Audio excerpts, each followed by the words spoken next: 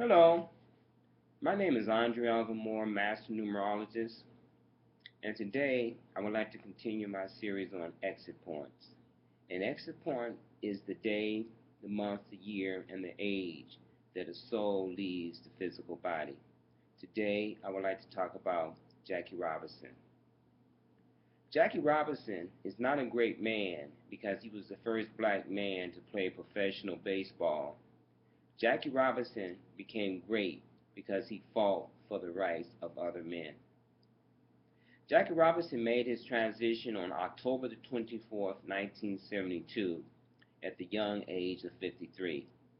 Jackie Robinson's first two sub-elements is the 1 and the 0 because he left in the month of October. But in numerology, we don't recognize the 0 as a number. And so therefore, when we reduce the first two sub-elements down, 1 plus 0 leads us to the number 1. So his first sub-core number is the number 1. Now, Jackie Robinson was the first athlete to letter in 4 sports at UCLA. He lettered in baseball, basketball, football, and track. He was also the Rookie of the Year, and he was the first black man to play professional major baseball. He also paved the way for other great baseball players such as Willie Mays and Henry Aaron and Maury Wells. Jackie Robinson was very instrumental in desegregating other professional sports. He also served as a catalyst for social change. He batted 395 over a 10-game stretch on his first major road trip through hostile environment. He was the first African American player to appear in a World Series. And the Brooklyn Dodgers in 1947 had their highest attendance due to the flock of African Americans. Over 1.8 million fans came to the stadium just to see Jackie Robinson play. And in 1948, an opinion poll named Jackie Robinson, next to Bing Crosby, the most popular man in America. Now, Jackie Robinson's second soul core is the number 6, and it consists of two sub-elements, the 2 and the 4. Now, what's interesting is the uniform number that Jackie Robinson wore as a major leaguer player was the number 42, which is just the opposite or the reversal of the number 24 where he made his transition. Now, the number 6 rules family, and when Jackie was only 6 months old, his father abandoned the family. The number 6 also fights for social justice, and Jackie forced white America to rethink their position on race, relationships, and that was one of his most biggest impact upon society. Jackie Robinson experienced prejudice while he served in the armed forces. He was court-martialed for sitting in the front seat on a bus, but was later found not guilty. As a major leaguer, he had to endure death threats and foul and abusive language and prejudice from broadcasters and other team owners and management. Now, Jackie Robinson's third subcore is the number 1, which consists of 4 sub-elements, the 1, the 9, and the 7, 2, because he made his transition in 1972. Now, the number 1 stands for fire, and Jackie Robinson, I believe, in my opinion, incarnated specifically to burn away the hatred that lodged in so many hearts. He came to fight for equality and justice for all. Through his strong willpower and self-determination, he was able to bear his cross with pride and dignity. Now, when his first 2 sub-elements, which is the number 10, is added to his second 2 sub-elements, which is 24, to his 4 third sub-elements of 1972, you get the compound number of 2006. reduced down to his major chord number 8, which is the number of success. Now, Jackie Robinson's success was self-evident in his baseball career. Like I said earlier, because of his strong uh, skills as a baseball player, African Americans flocked to see him, and and because of that, he was able to achieve. He was able to desegregate other professional sports because when other team owners saw the potential of the money that can be made, they put away their prejudice and started hiring African American athletes. So he was very instrumental on that particular level. He also started the Jackie Robinson Construction Company, and his objective was to build housing for families with low and moderate income. And he built about 1,300 units in Yonkers, Brooklyn, and Manhattan.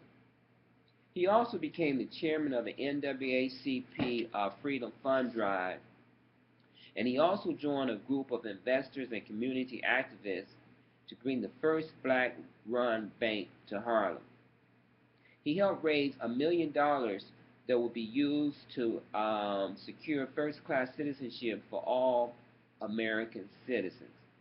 He used his home to raise money for the civil rights movement, which included Dr. Martin Luther King's movement. Now, Jackie Robinson left the planet at the age of 53. The 5 plus 3 equals the 8 energy. So he was very successful in his objective in his last incarnation. But what's interesting is that his second sub-age core element, which is the number 3, rules divorce and letters. And Jackie Robinson used his voice to speak out against social injustice. He also wrote letters to the President of the United States as a representative of the African American people. He wrote about his concerns about civil rights and America's promise about equal opportunity. Jackie Robinson is a great soul because he was unselfish. And Jackie Robinson is one of the greatest souls that incarnated on the planet Earth. Now, I personally don't like to think about the past, nor do I like to think about the future. My primary concern is to stay present. And I know and I understand that all souls are always present. There's no such thing as death. There is just a transition. And once you understand this truth, then you will also understand that every soul that has ever incarnated on any planet, including the planet Earth, are still connected to you. Because all souls are connected to one another. Because all souls are connected to their Creator. Regardless if you call that Creator God, Allah, Muhammad, all souls are connected to the Father-Mother principle. And because we are all connected, because we are all like hot wire, we can communicate with one another, regardless if we're in the body or outside of the body. Only thing you have to do is have the desire to do so and develop the ability to make contact. And it's not hard to make contact, but you have to become more sensitive. You have to be able to know how to receive the communication because the vibrational frequency will be a little bit different. That's all you have to do is just make some adjustments. And the beautiful thing about being able to contact all souls, because all souls are present, that you can really reap the benefit of their knowledge and their understanding and their intelligence. And we're doing that constantly, but we're not understanding where our ideals are coming from. We all are channeling information. We are not alone. We're not alone. And a lot of times when you think that you have an independent thought, that thought was not independent. That thought was channeled to you. That thought was transmitted to you from other souls. And you just acted as a receiver. And you also transmit vibrational energy as well. So we're transmitting and we're receiving. The problem is that we're not aware of what we're receiving and how we're receiving, but we can become aware. So until the next video, I would like to encourage everybody to understand that you are more than just a physical being. You are the child of God having a physical experience. And your objective for having this experience to come into a greater understanding of your divinity. You are always divine. You are always the totality of allness.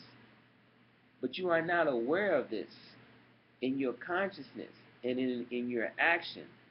So each incarnation affords you the ability to grow in this understanding that you are indeed a divine being, in which fire can never burn you and water can never drown you. It is all an illusion. But until you can see beyond the illusion, life can become very real. Matter is real as long as you're on that level of consciousness of physicality. So you're going to experience fire. You're going to experience water.